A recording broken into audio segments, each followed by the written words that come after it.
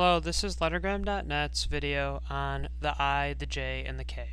Now, through my experience in school, I've had many questions over what the I, the J, and the K components of a vector mean. This is my quick explanation, which I hope will help you. If there's some vector, which I'm going to call A over here, and going through a plane, an XYZ plane, which, y, x, and z, there is going to be components of that vector which are in the y, the x, and the z direction.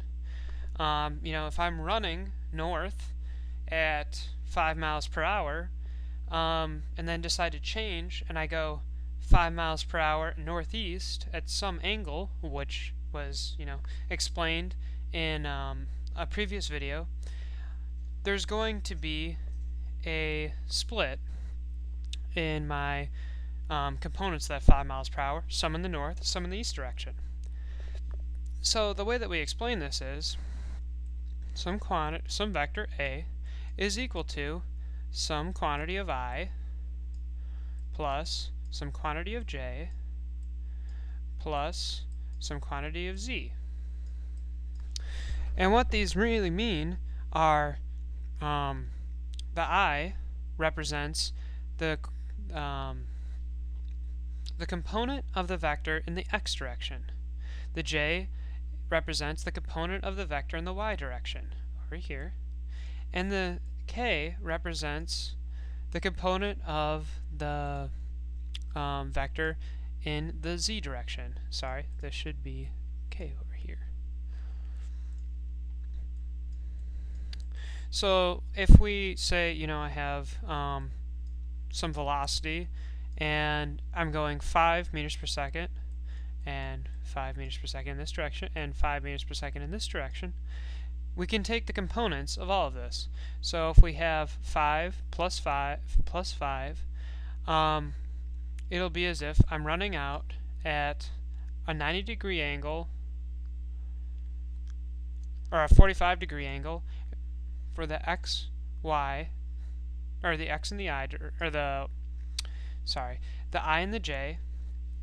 This will be 5 squared plus 5 squared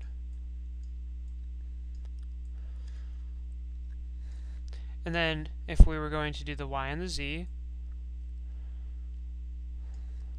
it'll be 5 squared plus 5 squared to get this vector. And to get all these vectors together, the magnitude of all of these, I will do 5 squared plus 5 squared plus 5 squared, square root of them all. And this will give me my A. I hope that gives a simple explanation, and I hope that helps you. Usually we don't have that third dimension, usually we only have 2. And if we only had that 2, it would be like up here. 5 squared plus 5 squared, square root of all of that, which would be 25 plus 25, which is equal to 50, which is equal to square root of 50.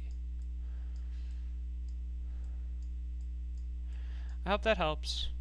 Visit me on lettergram.net for downloadable content.